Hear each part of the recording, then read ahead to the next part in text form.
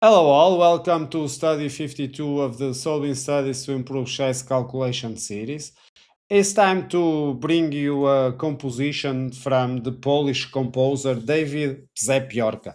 He was not only a chess composer, he was one of the best Polish players ever. If you don't know about it, let me just say he was the first Polish champion and he won a gold medal with his team, Poland, on the third chess Olympiad. And his teammates were not other than, let me just show you here the photo at the thumbnail. This photo is from the third chess Olympiad winners. And this team from Poland, at the center, you can see Tartakower, Akiba Rubinstein, and David Przepiórka. So you see, he is surrounded by the best of his era. And so he also composed chess studies. And of course, there is an interesting curiosity because most players show up as players and then they start composing chess positions. But this is exactly the opposite. He started to learn chess alone because at its family there was no one knowing about the game. And so he developed himself.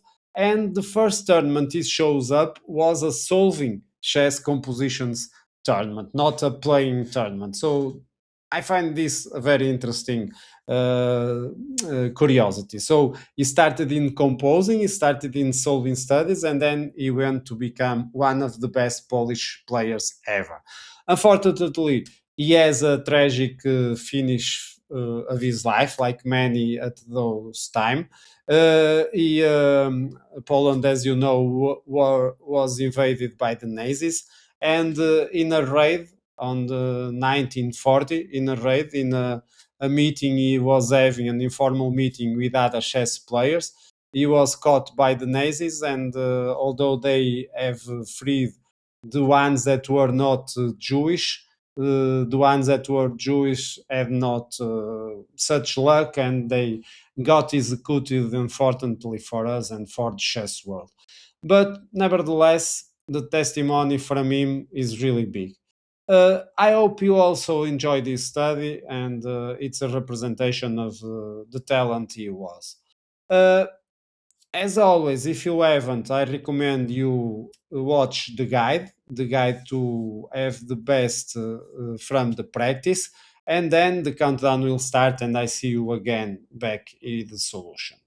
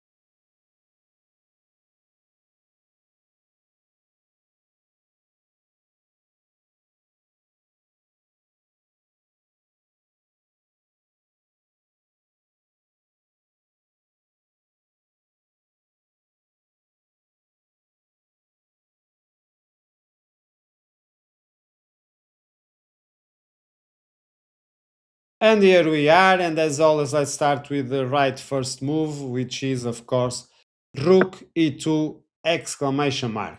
I don't think this is the hardest one. So what we have here? We want white to win, of course. And for white to win, well, we have this particular situation. The knight is blocking the king from getting away from the last rank. So the first thing to comes to mind is to place the rook in the last rank so we can deliver checkmate. Of course, if we go choosing another path like this one, we are threatening to checkmate on the b8 square. Well, then the queen can come to a7 and not only is protecting the checkmate, as also trying already a counterattack on the king. So this option is not possible. So the only move possible to threat without the queen controlling the promotion square, the checkmating square, is to go to e2, because here it's not possible to come over this diagonal and protect. The only options for black over here is to bring the king to the last rank or to advance the pawn. Let's see first if we advance the pawn, so to give the king one escape square. So we deliver a check. Of course, the king goes to h7. Now another check from the knight. And whatever the king chooses, well, let's say it goes over here, then we have this check. If it went to g7, would be the same, because the knight is protecting the rook. So check, and the king moves away, and we just take the queen, and it's game over, 1-0 for white. Of course, there are other options for black, and so playing queen g8, it's another challenge. Why? Because, of course, now we can deliver checkmate directly. Maybe we can try to attack the queen and then bring the rook, but this gives no progression for black. Of course, if black makes a mistake, like, for example, removing the queen over here, then we check the king, then the king moves, and then we have this fork. Okay, so here we win again, but the queen just comes back to the original square, and now we can't deliver mate, because after this check we are expecting the king to move away so we can cut the queen. Instead of the king catching the knight, which would be a mistake, it goes just to the other side, and what happens is I take the queen, but now the king is restricted, can't go anywhere, so it's a draw by stalemate. So when we arrive at this position, if we don't have this option, well, how can we progress? And that's the moment where the brilliant move, the brilliant solution comes. And the solution is knight g7, brilliant move. It's amazing. It's an amazing research. That's why solving these studies, I find it so important, because if we are in a game, we are not going to see these things if we don't practice and are used to be creative on finding our solutions. And so here the threat is simple. We are threatening to go with the rook to e8, and so trapping the queen and, of course, winning the pawn end game. Here, the two normal options is to use the king, taking the knight. Well, we just check the king once the king moves away, and then we are winning this end game, of course. And the other option, the queen taking the knight, well, we simply deliver check. It's not checkmate because the queen can block it, and the same goes, and now we win the game over here. Just advancing the pawn, we are going to promote. Of course, the other pawns are not going to be so fast, because as you can see, we are 3 squares away from promoting, and black it's 1, 2, 3, 4, 5. And so this was a fast solution. I hope you have enjoyed this study from Dawid Przepiórka. Now I hope you remember him for a longer time, the great Polish player we had in our past. So see you again in future studies, and bye bye.